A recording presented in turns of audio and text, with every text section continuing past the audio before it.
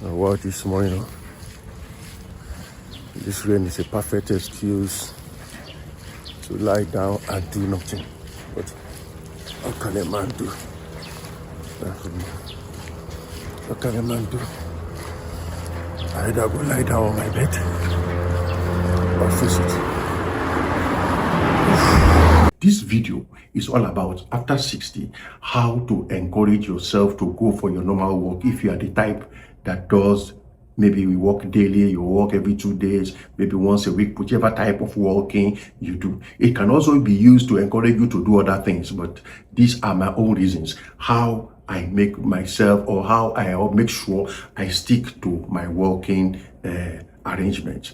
Let's get to the deep of the matter. You know, when it comes to any activity, just like this walking, excuses come up, and I have quite a lot of them. Like today, I had the excuse of it is raining, it's wet, the floor may be slippery, it's not by force, I can always walk at another time. After all, nobody will beat me if I don't do the walking. Is it even by force self? Okay, I will do double of the walking tomorrow, I'll cover double distance and all the rest. These are all the excuses I give to myself. I don't know what excuses you give to yourself when you're supposed to go maybe to the gym to do something. You just find something to, just relax on the couch. Watch this video to the very end. I have some things I use to encourage myself. Maybe it will help you. Maybe you can put your own experiences in the comment section. Maybe what you use to inspire, encourage yourself, or maybe shame yourself into going for my walk like I do it myself once in a while. Whatever it is that you do to help yourself to do the work, you can put it in the comment section. Let's get into the video proper. Just like with any exercise or activity of life, if you don't have an intrinsic reason, something coming from inside you, you see, all the outside encouragement may not be your help. So I have something coming from inside me that helps me. There is a man I meet often every now and then when I go out for my walk. This man reminds me that I have no excuse. This brother should be maybe in his 50s, I don't know. Is somebody who has gone through a stroke, maybe 60s. I really cannot tell his age, because we normally meet late in the evening, maybe sometime very early in the morning where visibility is not the way it's supposed to be. So he is somebody who is who has experienced stroke, and I'm not saying this to shame him, because I don't even know him, but he does not know he's my encouragement, so to say. He doesn't move very well. The legs are, affected. The hand is affected. Every step you can see clearly is in pain, and takes just this little step, can't even stretch his leg further. And sometimes I see him, I see him going to his church, because I see him walking to this church on various occasions, so I know it is church he's going to, and he walks to that church and walks back. And each journey, each step is like a battle against pain, so to say. That's what I think.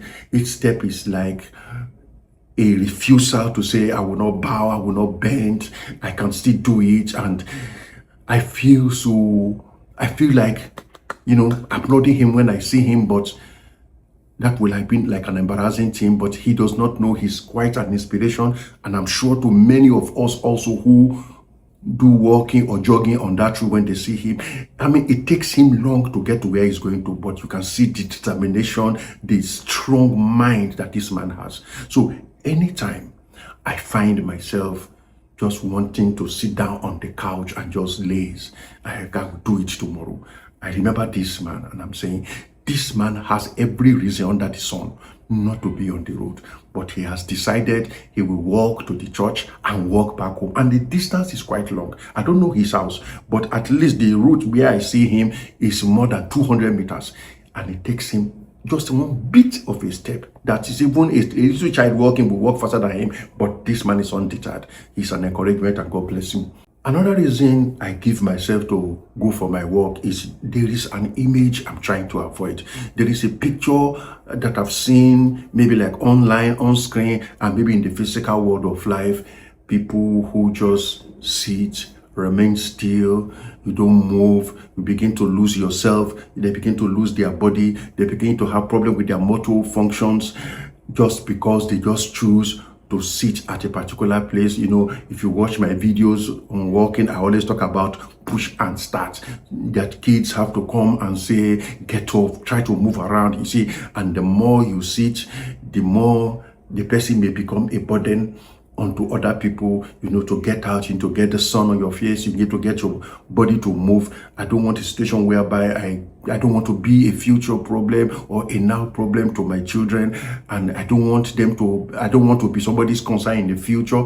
So that image, that idea of being dependent on somebody, I don't want. So whenever I sit down, I want to laze, I tell myself, you see, the body can only give you what you demand of it. If you don't demand from it, then it's just going to stay where it is. I enjoy my freedom to move around. If you don't move it, you discover the joints now become stiff, or your ankles begin to become strong, begin to have pain all over the place, and all the rest. So this image of somebody who depends on another person, for as long as God give me grace, I want to do my best. And so I rather invest now in this my 60s than wait for that time where the muscles don't remember movement. And I say this without any mockery to anybody. Close to it is this number 3. I'm somebody who likes good health. I'm somebody who likes looking good. Sometimes when I go for basketball, I play basketball, not with my age mates. I play basketball with 12-year-olds, 14-year-olds, where I am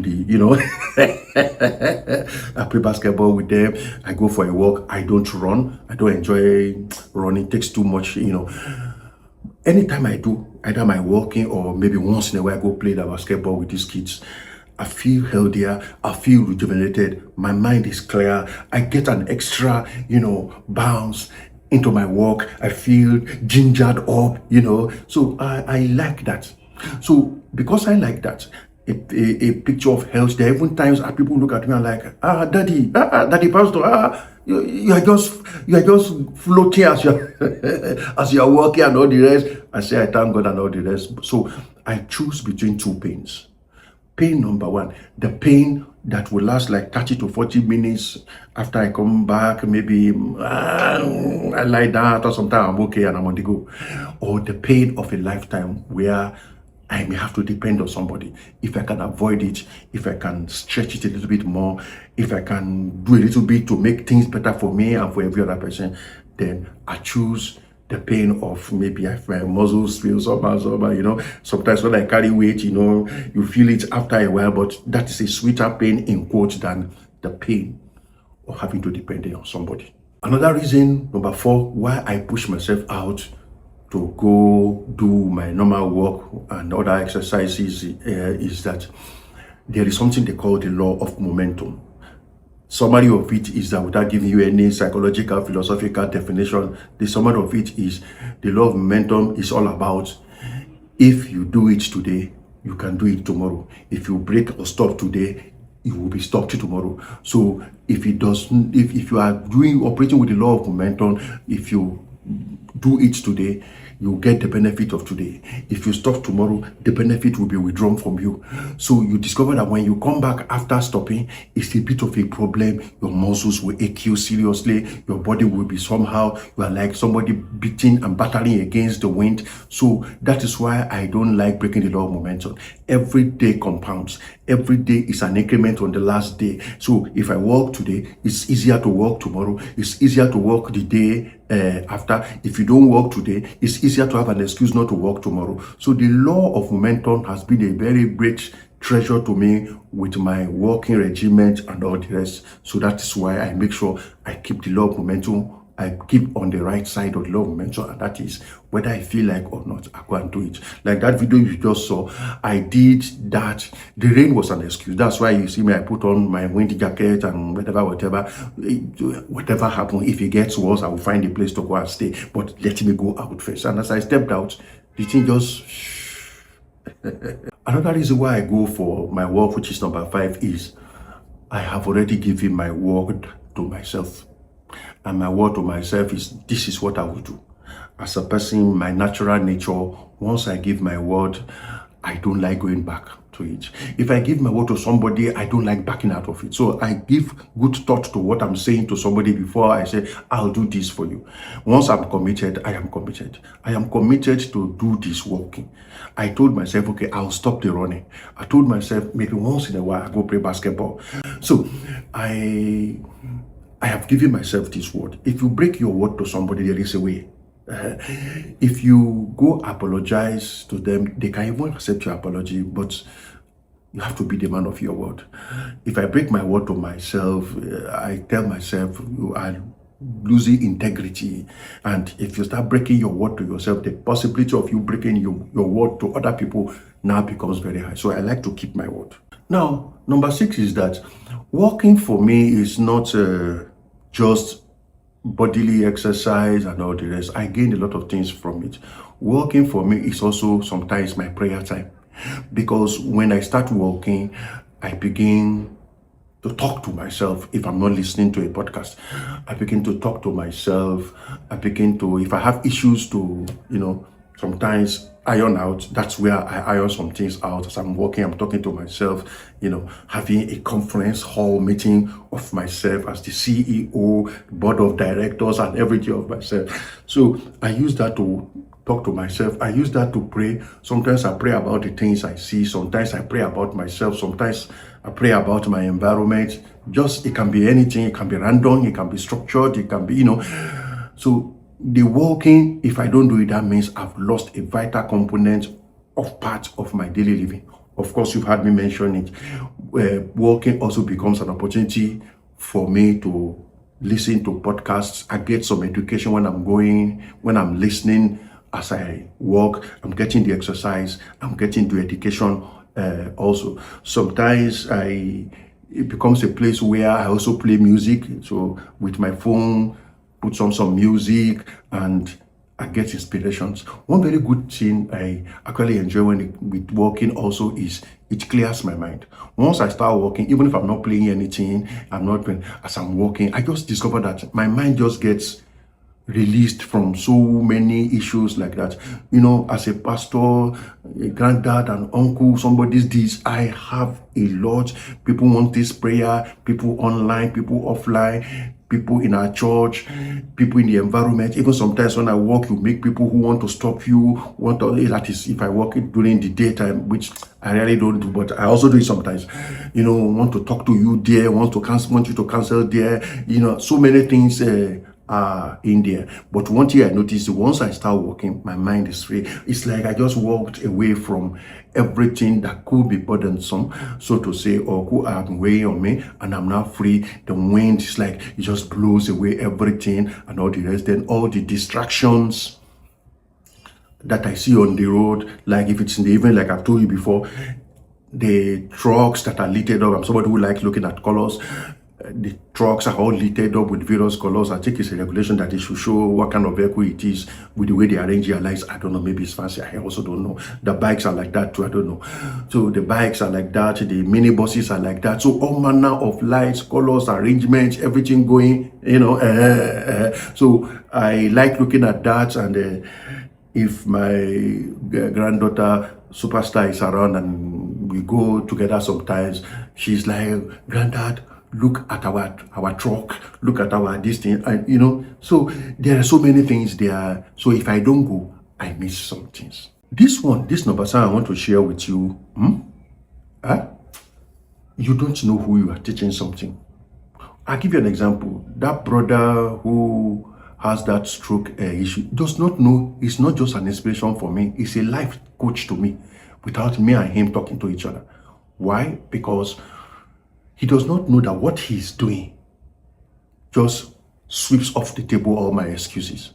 So also if you start walking, even like me now, there are people I meet regularly that, people who walk regularly, who jog regularly. There are people who are in front of their houses, their business places. There are people who are security guards in certain places. So they see me often, I see them often.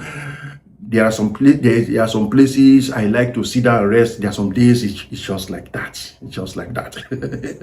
It just works. But I find a little place where I can sit down and rest. There are some places I sit down and rest like that. So you start discovering that After a while, just like that man does not know, you are an encouragement to somebody. Now, there may be a young boy looking at me who may not maybe appreciate or understand why is this Baba always going on this work and all the rest. But later in life, when he's this 60 bracket and above, he will begin to remember that, oh, I used to be one old man like that. I used to put earpiece on his head. He used to pass this place. Okay, this was what that man was doing. Okay, me too. Okay, you don't know who you are educating. So it's not just all about you. You are an inspiration to somebody else as you are going. Even some of the people that we see each other on the road and all the rest, you discover that when one of them is not there or it does not pass by, after about 2 or 3 days, you're like, I've not seen this person for a while and all the rest.